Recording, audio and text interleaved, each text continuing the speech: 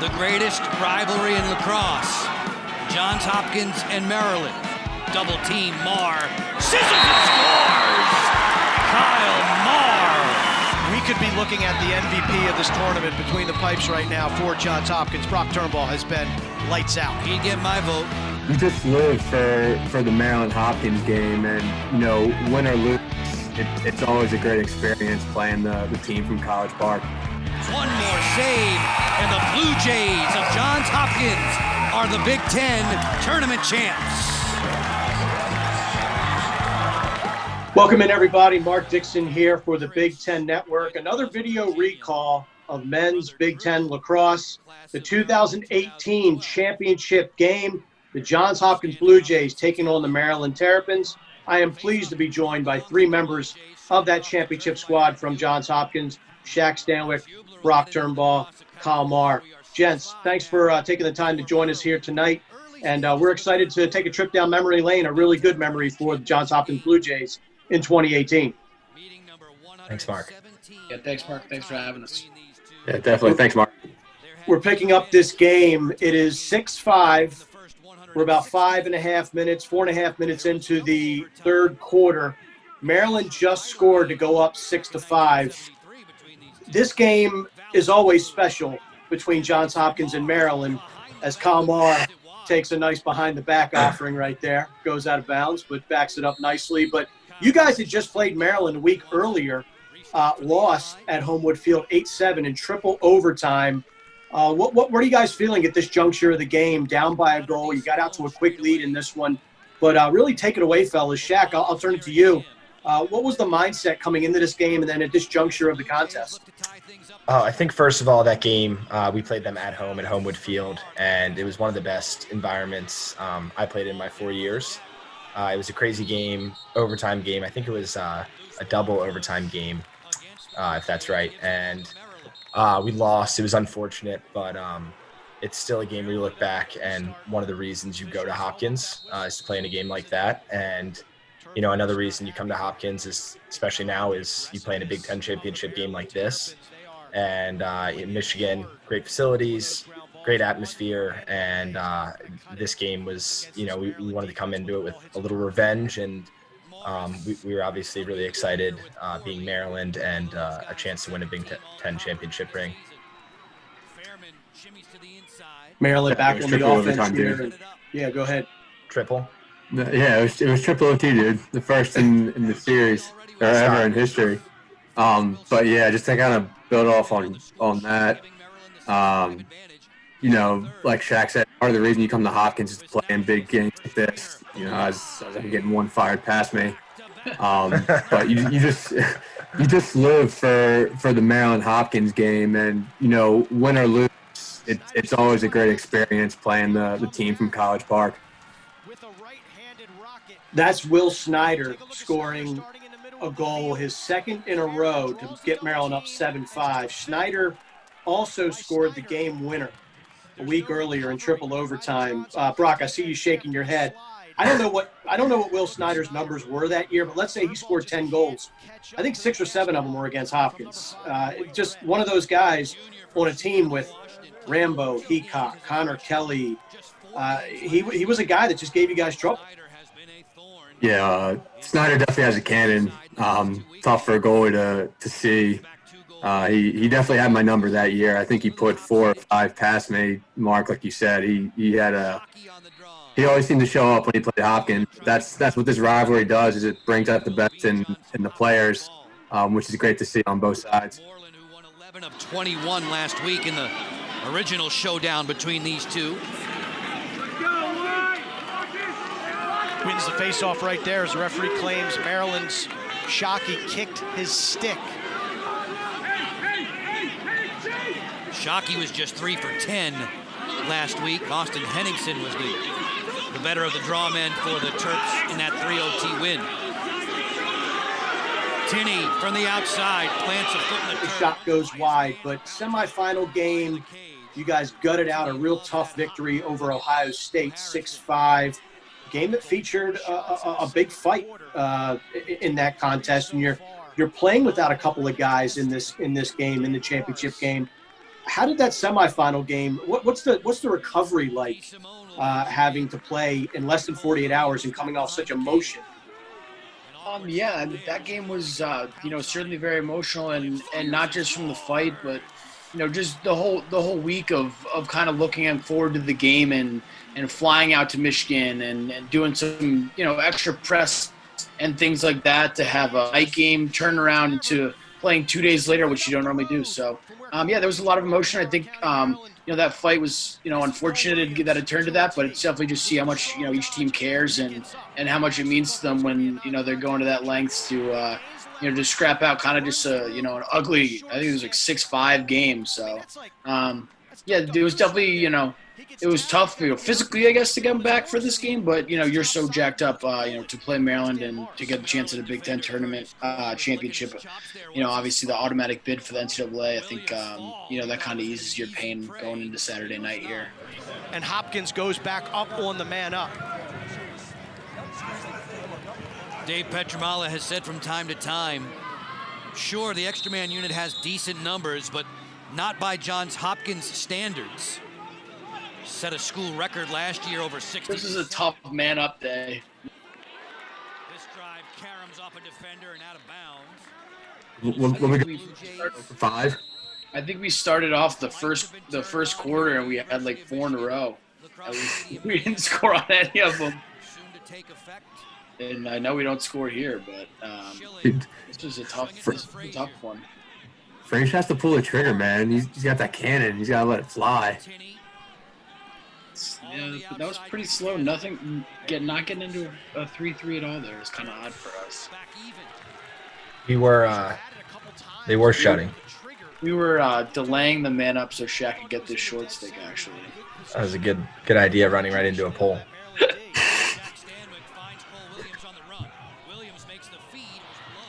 I think up in the broadcast booth, I remember saying Frazier, that's normally a shot for him. Those couple little step-down opportunities that he had, but he just wouldn't let it go. But 13 will let it go. That's true. That was a sick shot. Cold threw me one a little bit low earlier, and it kind of just didn't handle it. And then, obviously being down right there, I was ready to kind of bury one here. So just kind of float up top there and let kind of everybody else do the work and just get to shoot it. Yeah, another tame Selly from you too. Mark, you mentioned that Pat Frazier should have shot one, and I think Marzi alluded to it that we were 0 for 4 or 0 for a lot, and when that happens, you kind of tend to tighten up on man up, and you don't want to be the one that makes a mistake, and that's something you just have to forget. You got to move on to the next play, and Kyle's always been one to move on to the next play and not think about missing the shot. Kyle's not afraid to shoot it. Shoot till you get up. So you've taken 7-5, now you're at 7-7. And not that you guys were down at all at 7-5, but to get those two scores within, about 3 minutes, that had to really boost your confidence. What's the feeling now out there in the 6-on-6? I think right now is you kind of go up there quickly and you're feeling really good, and then we go down to where we don't score probably for almost a full quarter in the second quarter there. And it's nice to come out here and though man up doesn't work, we get 2 or 3 straight 6-on-6 possessions where we get back into a nice groove here, and once you get those midi lines kind of flowing and everyone feels good about taking this next one, like, we get a midi, we get a goal there 2 times in a row with different midi lines coming out there. So once you can add that depth, especially late in the year like this, back-to-back days, I think Ben just does a great job here, just kind of sitting down and finding that soft space for, just them just to rotate up there and make a little bit of a mistake and just kind of capitalize on, 3 pretty quick goals in a row, which kind of swung the momentum, back to our favor here to as we go into the end of the third quarter. Petramala and his charges loving it in Michigan. How'd the Buckets nickname come about, Brock? It's a pretty funny story. So, as these guys know that, I wrestled my entire life. Never played organized basketball once. And At school we love getting together and playing pickup, just to have some fun, kind of take our minds off of lacrosse in school. And I think the first day of freshman year, a bunch of us got together, and for whatever reason, I couldn't miss from the 3-point line that day. Hit 4 or 5 in a row. It was from that corner spot too. That corner spot, it was deadly. And the guys, we always joke. We say I could never pick up a basketball again. Whenever I see a guy from the team, that's the first thing they'll call me is Buckets. I think half the team doesn't even remember what my real name is. He's comfortable with 7 at that end. Concannon floats it on out for Guida. Sprinting into the lane. Rolls back. Wow. Yeah, beast mode. Beast mode had a really big game. Oh, he killed it. I think he scores again after this. He does. He has that gross bouncer. Yeah. I think I'm yelling no right next to the goal. He's got that Allen Iverson sleeve too. That's 3 or 4 straight possessions after not scoring for 1 goal in 2 quarters. So we kind of just have a big flourish right there and push it to 9-7 here. Right. Just shows how important Hunter was this game and throughout the whole season. Yeah, and from a defensive standpoint, with our offense in the groove, it really allows us on defense to kind of relax a little bit. At a point in the game when you get down by 2 or 3, you tend to kind of tighten up because every possession seems so important that you got to get stopped. So with Hunter and the offense clicking, it really kind of helped us out on defense a whole lot.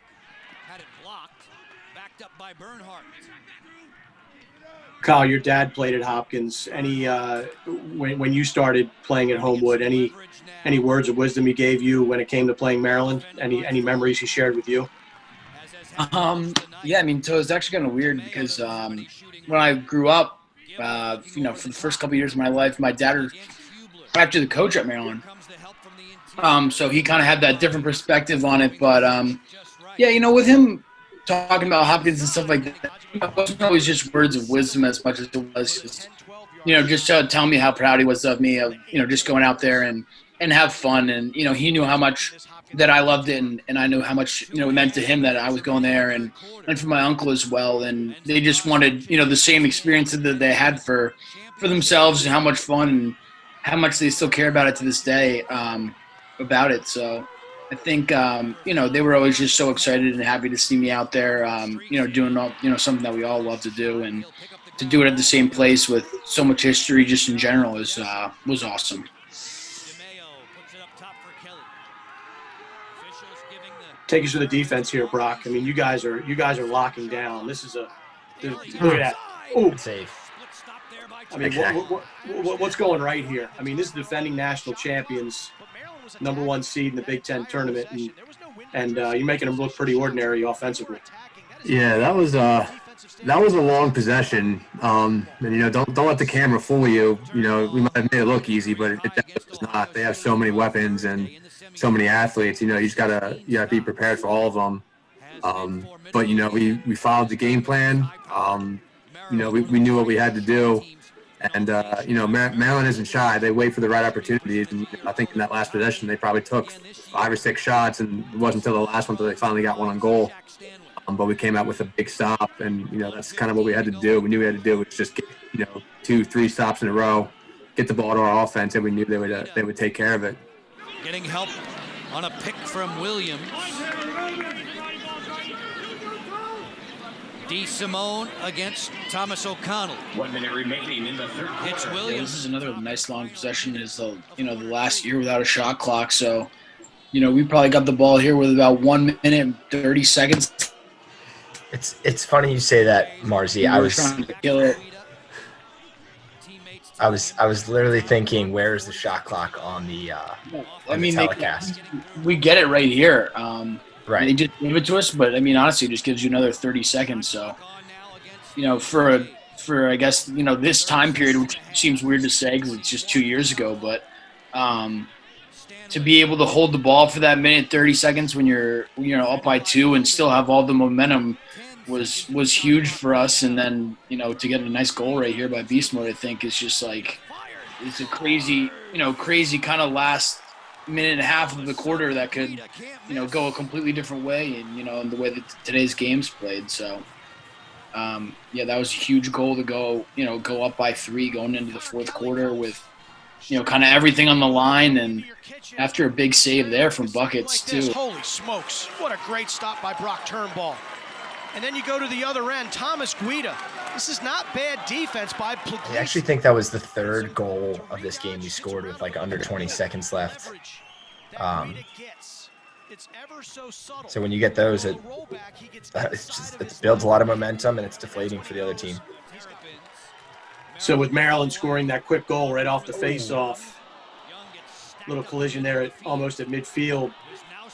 No panic. Like you said, Kyle mentioned, this team's a veteran team, Shack, and you were a senior. You were part of that senior class on this team. That's right. And like you said, it stayed the course. They scored a goal. We got the ball. We can settle it down here. They can't score when we have it, so let's take advantage of it. Let's set up. A lot of time left for both sides, so we're going to play our game. And right now what's been working, we've been dodging a lot through the midfield. So we've been initiating from there, and then I think later on you'll see a little more initiating from Cole. Cole had a big game, and he stepped up big in the fourth coming up here. But like I said, staying the course was a big key.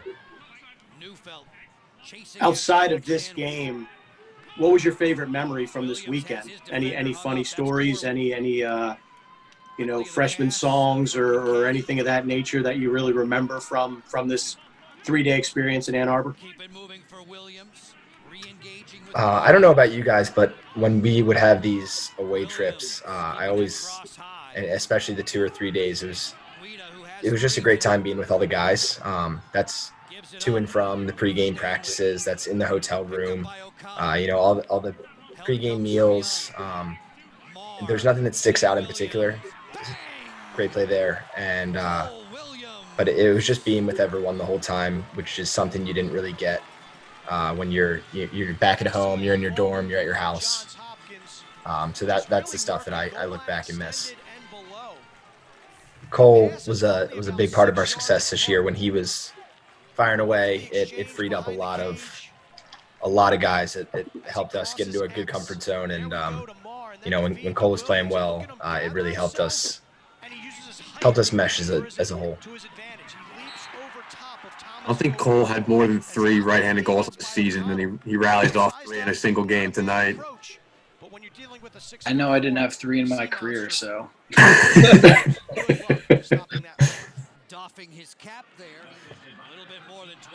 Brock, you mentioned the bus ride. You guys rode the bus home after this game.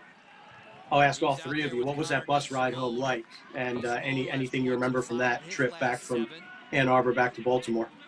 Yeah, so actually it was another funny story. So we had 2 buses, and we split up offense and defense. So all the offensive guys went on one bus, and all the defensive guys. All the cool guys and the uncool guys. Offense being the cool guys. If that's what you want to call it, yeah. But we were having a great time. We were laughing. We were joking around. And, we tried to play this one prank. So Chris Huber's brother, Matt, we call him Chunk because he's just a real thick guy. He thought it'd be real funny to put, like, shaving cream in some of the guys' hands, tickle their face to try and get them to wipe it on themselves. Well, he tried it against one of our defensemen, Sam Boy, and we told Sammy that he was doing it, and so Sammy pretended to be asleep, and so while Chunk was putting the shaving cream in Bam Bam's hand, Bam Bam shoved it right back in his face, and that was it was hilarious. Something I'll always remember from this trip. Weird defense guy stuff. I don't know what our plan was here, like giving me the short stick to dodge late in the fourth quarter here. I don't think that was what we drew up. Good. Just hang on to the ball.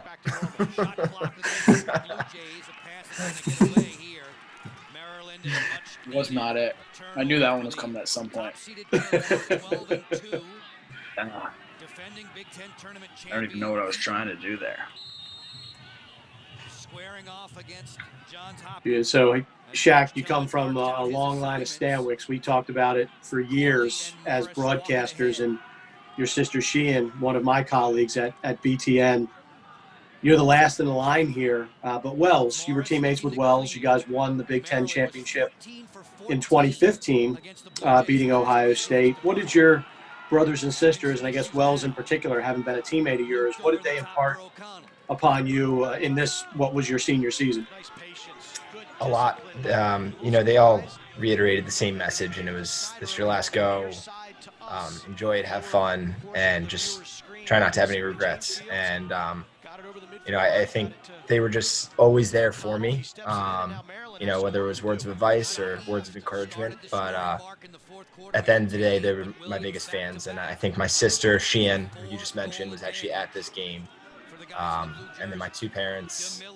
So it was a fun celebration after to have them out all the way in Ann Arbor, coming from Baltimore.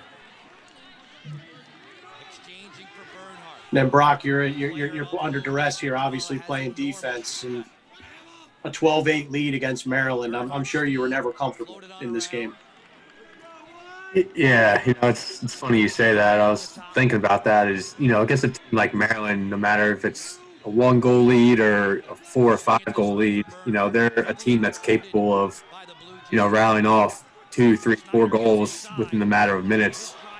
And so, you just got to always stay on your toes. You always got to play solid defense and just, be on our A game the whole time. And, if we let up, it could be a world of trouble for us. Moving to the cage, you got to credit Turnbaugh. That was a high-to-low shot. He read it. So you get out of harm's way by making that save, but then the push keeps the ball back with Maryland. Yeah, those pushes are killer. Definitely not your best friend. But the pipe is. That one hit off the pipe right there. The pipe saved me on that one. The first meeting, the triple overtime loss, you had 8 saves in that game. You guys lost 8-7. You're ultimately going to come up with 16 saves in this game when it's all said and done. What was the difference between the first meeting and this game? Well, one, I think the pace of the games were different. I don't know, Shack and Marr, if you guys feel differently, but I thought the first meeting was a little bit slower. And maybe that's just because our defense did a heck of a job controlling their knowns, the Bernhardt and the Connor Kellys. I think between the two of them, they were 0 for 20-something shooting in that first game. So, we did a really good job of, holding them to that. And then this game, it just seemed a lot more physical, a lot more, pushing the pace. It seemed that they are getting more shots. But, our defense is doing a great job of, letting the shots come from where I'm comfortable seeing them and allowing me as a goalie to see the shots that I want and make those saves. Yeah, I think for a second meeting this late in the season with this little amount of time, the game in between where you're not even really game planning for them more than one day, I think that allows for the offense to kind of to get more into the flow. And that first week where they're probably spending a full week scouting us and things like that we'd kind of seen already in the game before. So for us to come out and kind of just play this time, knowing a little bit more what they wanted to do on defense and us knowing that we weren't going to change either way from game to game, and we knew what we wanted to run the whole time. I think it gave us, a little bit of an advantage offensively to kind of get in a better rhythm here. And, obviously for us defensively, we saw what worked in the first game, and I guess we just executed that a little bit better, on defense for us the second game as well. Joel had a knack for drawing those kinds of fouls. Yeah, that one's Coach Benson definitely harps on that one a decent amount too, just about never leaving your feet to kind of go in the crease there, just planting your feet in the ground. And if if you're going to get pushed, you're going to get pushed and we're going to get a penalty. But kind of just simple stuff like that where if you just kind of remain more, into the game and thinking about, that kind of small stuff, it's just a way to, to draw small fouls like that. And, what might not have started out as a big thing could turn into to an extra man goal here for us. Time is in your favor when you have the ball, and it's against you when they have the ball. I think that goes without saying, but they're the type of team that can capitalize that on. And I think we did a very good job this game, especially of having the ball, maintaining it, and not letting them get the ball back right away. We chewed up some time, and a lot of times, like I said, whether it's scoring at the end of a quarter with a few seconds left or scoring at the end of possession with a few seconds left on the shot clock, that's a big deal. Up to this point, Hopkins and Maryland have been the only two schools to win the Big Ten tournament championship. Obviously, the winner of this game was going to continue that tradition. What sense of pride, how would you guys best describe playing in the Big Ten? Because that's all you guys knew. You all came to Hopkins once they entered the Big Ten. You didn't know what it was like to be an independent. Yeah, I think it's been tough. Just, I think Hopkins has always kind of prided itself on, just playing the best, the competition out there that there is to be had. And I think that when we added the Big Ten, people, didn't really know, what it was going to be like. And it turns out that, year after year since we've been in it, it's been one of the best conferences, if not the best conference in the country, from top to bottom. So, it's just there's no breaks, and to play, the schedule I think that we play at the beginning of the year, to not have that, one or two games where you can kind of hold your breath there and be like, okay, we're all right here. But just every week having to come in and, play teams that are getting better and better, and every team in the conference pretty much been up at the polls year after year. So I think it's great just to add that into, just the legacy of Hopkins is just competing in a great conference now. It's a great look by Shack there. Stanwick turns, gets low, feed backside, score! Stanwick to Williams. I think, Shack, that was your third assist of the game. I think, yeah. And like I said before, if you saw, we got that penalty after that minute of having the ball. We had the ball, the penalty was over. We got a shot clock with about 10 seconds left. I got the ball there, and I think that's one of the best things when you have the ball with 10 seconds left, and you can force that issue with a mistake being either hanging on to the ball too long or forcing the issue. And right there, I saw Cole. He was open. He made a great dunk, and that gave us a little bit of breathing room with 5 minutes left to go. So, Brock, it turned out you were the MVP of this tournament, and well-deserved. Like I said, you're going to end up with 16 saves in this game. You had a great game against Ohio. I'm sorry, you had 14 saves in this game, if I'm not mistaken. I think you had 16 the night before, or the game before against Ohio State. What was working for you this weekend if you just had to boil it down to 2 or 3 bullet points? Yeah, I mean, at this point, the regular season's over. It's time for playoffs, and every game is critical, and you got to bring your A game to even think about moving on to the next round. And I think throughout this week, myself and the team as a whole, just the preparation and the engagement and preparing for this weekend was unlike anything else. And I can't take credit. Lacrosse isn't a one-man sport. Credit to the offense; they did their job, putting up 13 goals. Defense giving up the shots that I want to see as a goalie, making my job a little bit easier. It's a whole team effort, and because of guys like Shack and Kyle, we were able to come out on top. So timeout taken, 3.5 minutes left in the game. Offensively, I think I know the answer to this question, fellas, but what are we after here? So you come out with 3 minutes left. You're up 4 goals. You know that the refs are going to put on a stall warning. The Maryland coaches are screaming for it. So typically we like to get the ball to a guy with a short stick. We're going to initiate. We're going to try and go as soon as we can so that they don't put that stall warning on. But in the back of our head, it's, hey, we're going to attack the goal here, but we don't need to make anything happen. So, like I said, having the ball is the biggest thing we can do. And it's just finding that balance of attacking the net and not turning the ball over.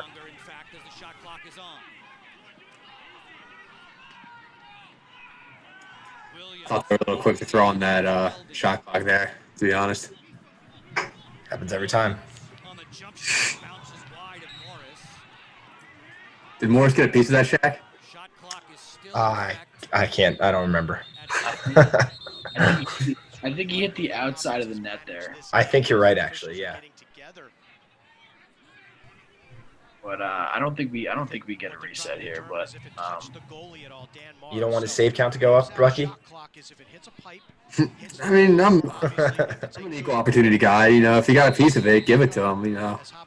Actually looks slim there. Nice.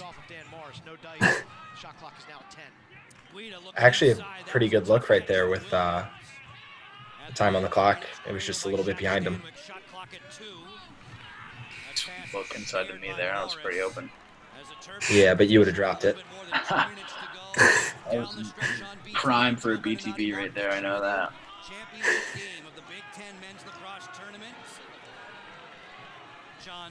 Yeah, this last 2 minutes, I can remember standing down there at the other end, just looking up at the board like I'm at work nowadays, just looking at the clock, just hoping it's moving.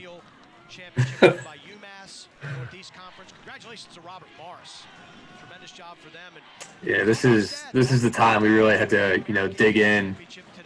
We know that they're going to attack, they're going to try and pepper the goal, so we really just got to play good, fundamental, sound defense, and hope for the best. Just keep letting that clock tick down. Great physical play here. I think we get called for it though. Yeah. They still battle for the loose ball as it comes up blue. Ray Pine with a scoop. Playing against Maryland, would it be a more physical game than against other Big Ten teams or other teams in general? Definitely. Just with the rivalry and everything, and I think too, just the 2 games in less than, or 2 games in a week exactly is against any team really will kind of heighten that emotion, and the stakes get raised. I feel like for each time you play Maryland, but then to play them for a Big Ten championship and potential seed in the NCAA tournament and stuff like that, it's like the level just kind of kept going up and up and up, and this was other than playing them in an NCAA tournament playoff game, I don't think the stakes could get much higher for this one. Oh, Fairman took his eyes off of it. Dubik shovels it wide. 54 seconds to go. There's a timeout called. Prolonging your agony, Kyle. A timeout taken. I think at this point I might have been. We were breathing a little easier at this point. Yeah. Okay. At this point, I think I might have took the mouthpiece out or something like that. But it was it's a long while down there. But just the whole year to get to kind of this is your first kind of your goal. For the season, you start out. This is one of the first ones you want to check off the list, and obviously we didn't end up getting to every goal on our list for this year, but this was definitely probably the height of it, and we really we really took some pride in going through a really tough conference this year and winning a tournament like this. That's not easy for anybody. So I think everyone was really excited. You can see the back of Coach Petramala's shirt, one heartbeat, and on the front of it was the number 19. What did that signify, guys? Number 19, was Jeremy Hubert, Shack and I's classmate our freshman year. Really, really tragic incident and kind of an eye-opener for a lot of us that year.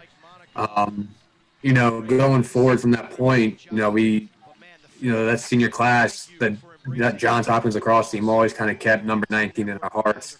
That our freshman year we go on to win the Big Ten tournament, and then we go on a run to the national semifinals, and then throughout our entire career we just kind of kept him with us. This was a big moment for us as seniors, knowing that we were playing for him, and I think I think they actually dedicated a lacrosse field out in Vegas in honor of Jeremy's memory. And the class of 2018 donated to put a plaque on there for him as well. So that was just something to kind of keep us connected. And, we love the Hubers. We always stay in touch. It's just something that we're always thinking about is that number 19. Zips it crossfield. Kelly fires. Guess who did the job there again? A fabulous defensive performance and net-minding approach from Brock Turnbaugh. Connor Kelly, Jared Bernhardt have been locked down here in the second half. The greatest rivalry in lacrosse, Johns Hopkins and Maryland, facing each other twice in a week's span. Shockey plays for Connor Kelly, one last ditch, one more save, and the Blue Jays of Johns Hopkins are the Big Ten tournament champs.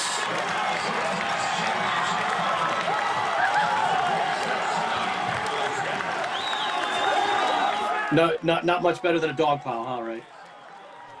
Except if you're on the bottom of it.